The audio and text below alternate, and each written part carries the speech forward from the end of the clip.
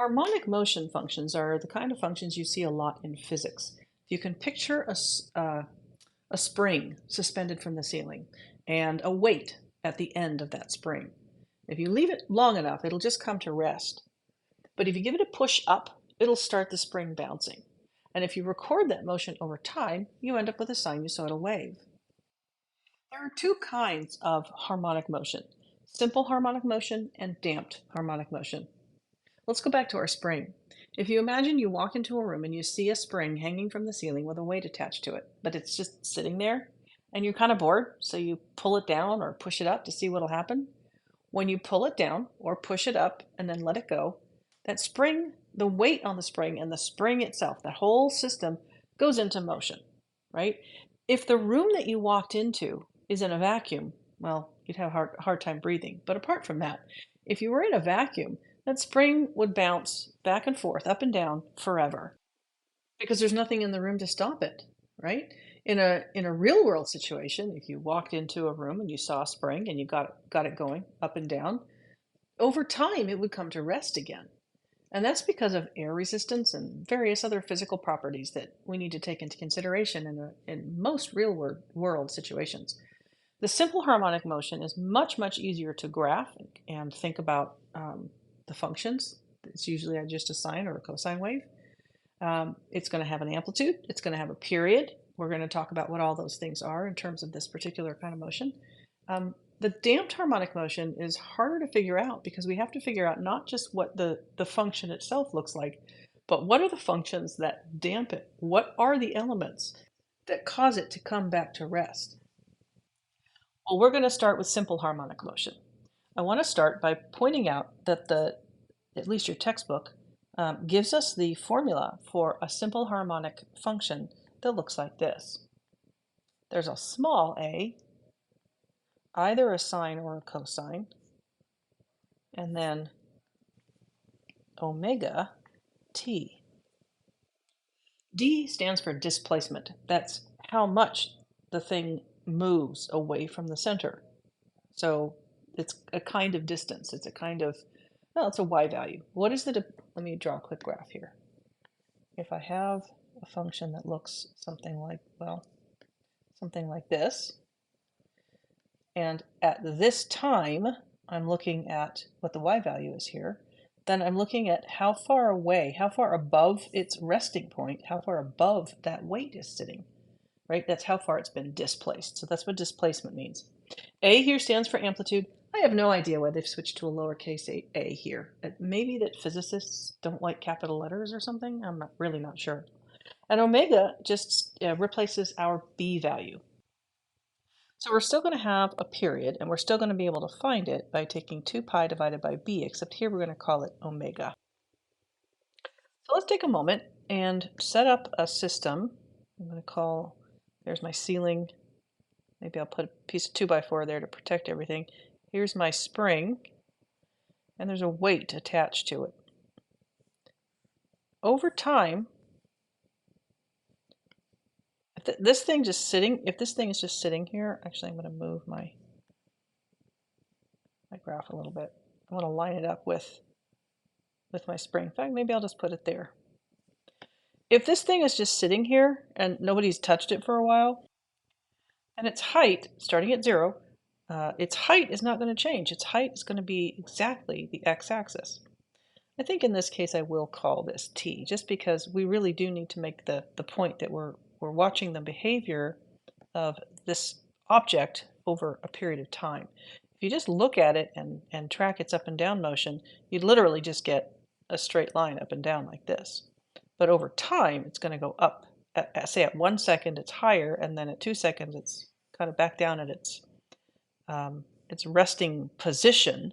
But then after 3 seconds, it's lower, that kind of thing, right? So let's do that. Let's say that at time 0, you have come along and you've given it a push up. So now it's at this height right here. And so at time 0, it's at that height right there. When you let go of it, at the instant that you let go of it, it's at that same height, but it's going to drop, right? And it's going to drop to whatever its lowest possible point is, but that's going to be about the same distance below resting as you pushed it above. And then it's going to keep bouncing. But if we track it after 0 seconds, let's do this in, I don't know, tenths, half seconds. Half a second, 1 second, 1.5 seconds, 2 seconds, 2.5, and so on. At half a second, it's at its lowest point. At 1 second, it's probably going to be at its highest point again, and it's just going to keep going back and forth. Now, this is the case where we're working in a vacuum, okay? This ends up producing a sinusoidal graph. We have a maximum, we have a minimum, so we can figure out what the midline is. And in fact, I've set this up so the midline will be 0. Whatever distance you pushed it up, it's going to fall down to about the same distance below. And then it's just going to repeat. Now in this case, I don't know how far you pushed it up. So if I told you push it up 3 centimeters or push it up 2 inches or something, then I could say, well, this is 2. That was 2 inches, so that's 2. That means this must be -2. Now I know what my amplitude is. It's 2. I know what my midline is. It's 0. This looks like a cosine function, so it's going to be d, the displacement of the spring is equal to 2 times, this looks like a cosine graph, so unless I want to figure out what the horizontal shift is, I'm not gonna make it a sine graph. It could, but it's more work. So this is a cosine graph, and it's going to have an omega value and an x minus c plus d, except that it doesn't. It doesn't have a d. This particular application, there is no plus d here. And the reason for that is that we can always set our weight at resting to be along what we consider 0 units above and 0 units below, right? So we just call that resting position 0, and then we're always going to go above and below 0. So we never have a d value. That makes these a little bit easier to work with. If we draw our graph, and then we just agree, well, whatever this is, whatever this highest is, or whatever this lowest is, we're going to call that our starting point. Then that makes this a cosine graph, and it also means we don't need a c. So we can just write our function like this, which is exactly what the textbook says. Except that they started right off the bat by saying, oh, this is going to be a cosine. And I didn't say that. I didn't, remembering from our previous video that we had either sine or cosine. We might have to decide which one it was going to be. But in this case, it's always going to be cosine, because if you don't touch it at all, it just stays at 0. But if you push it up and then let it go, it's going to start high and come down. If you pull it down first, it's still going to spring back up. It's going to start at its minimum value and go up, so it'll be a negative cosine. So this a value could be a negative number. Now, we still have to figure out what omega is for this. And I just made this scenario up, but I did say that we talked about this over a period of 3 seconds. But how long does it take to do a single cycle? The answer is 1. So in this case, my b is going to be, I'm still using this formula here. My period is 1. Where should I do this? 1 equals 2 pi over b. B we're now calling omega in this particular application. And that gives me omega equals 2 pi. So this value right here is going to be 2 pi. And that's pretty much it for simple harmonic motion. It gets a little trickier when we start talking about damped harmonic motion. I've recreated my spring here. I'm also going to recreate my time axis, and I'll give us a y-axis. Probably doesn't need to be quite that long. The spring's not going to go up above the ceiling, and it's also not going to go below the same height. If it can't go above this height because the ceiling's there, it's not going to go below that height either. This is the farthest you could push it up right before you let it go. Now, in a real situation, in most realistic situations, if you came along and pushed the spring up, let's say you pushed it up to about here, and let's call that, I don't know, let's call it 10 inches just for fun. We'll make the same scale in the x direction, in the negative direction. You come along and you push this up, so it's going to start when just at the moment that you let it go, it's going to be up here. And when you drop it, when you let it go, it's going to drop to its lowest possible point.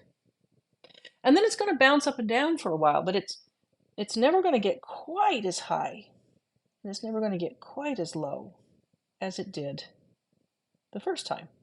So we're going to start to see some changes in the height of the spring until, oh, I think I made that mark in the wrong place, until basically it comes back to rest, right? My scale's off here, so it's going to do something like this. Over time, sorry, I had to start over.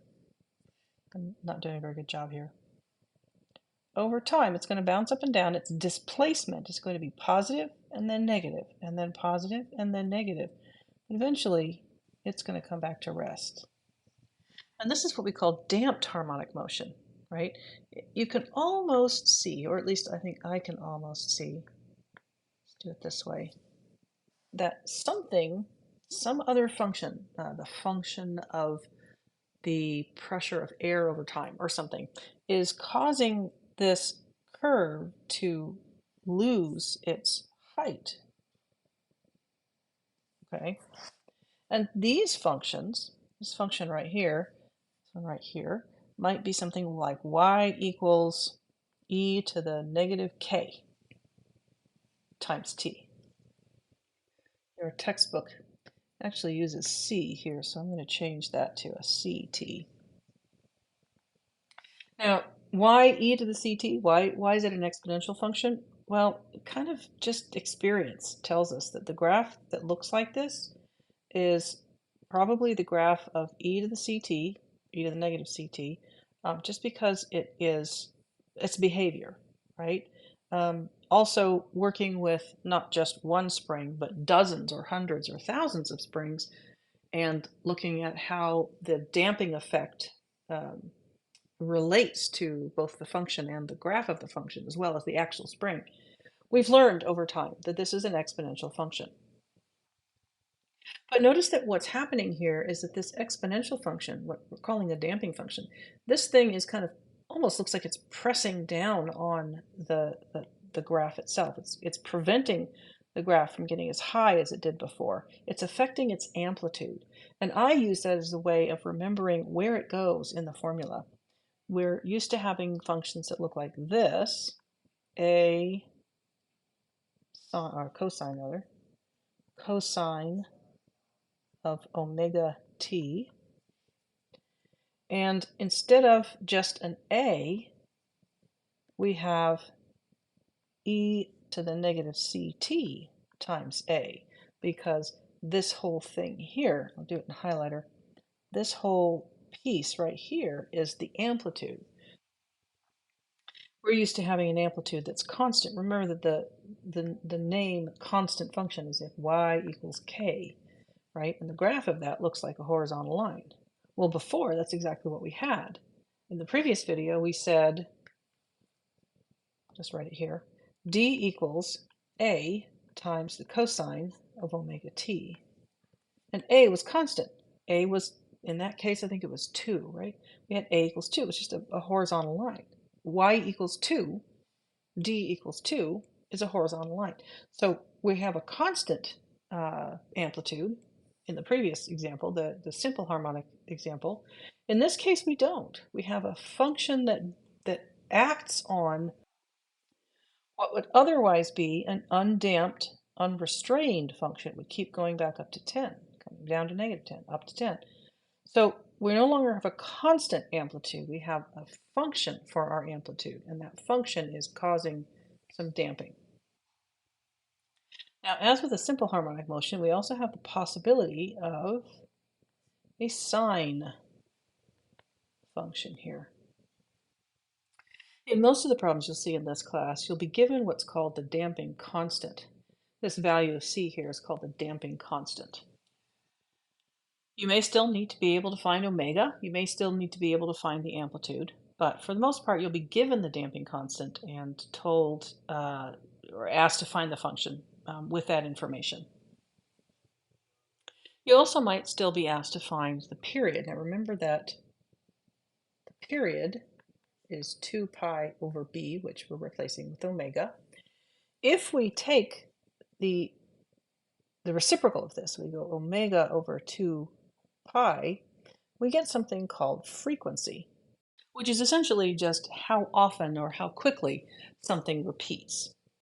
We're not going to go into a whole lot of detail about frequency here, but know that it has this reciprocal formula to period. So to come up with a function for a damped harmonic motion, you'll need to be given C, and you'll need to be given either be given A or a way to find it, and you'll need to be given omega or a way to find it. There's a lot more that could be said about modeling damped harmonic functions specifically, but I think we've covered the basics. So for now, given the length of this video and the length of the other videos in this section, I think I'm going to quit for now. And with that, we are at the end of Module 3. So this last section, 7.6, has really sort of been our applications for this, our applications section for this chapter. So it's a nice way to end the chapter, and you'll be taking your basic skills test soon and your challenge set, working on your challenge set soon for this module, for this chapter. And then we'll be starting on Chapter 8. Chapter 8 will look at two very specific applications of trigonometry, specific to trigonometry, called the law of sines and the law of cosines. But then we'll also be looking at some other very specific applications that are not strictly speaking trigonometry in and of themselves, but you need to know trigonometry in order to use them. So that's how we'll finish up the course, and that's how we'll finish up the next module. But for now, you're finished with Module 2. That's 2/3 of the way through the course. So congratulations on making it this far. Let's do what we need to do to succeed on our basic skills test and our challenge set, and I'll see you in Module 3.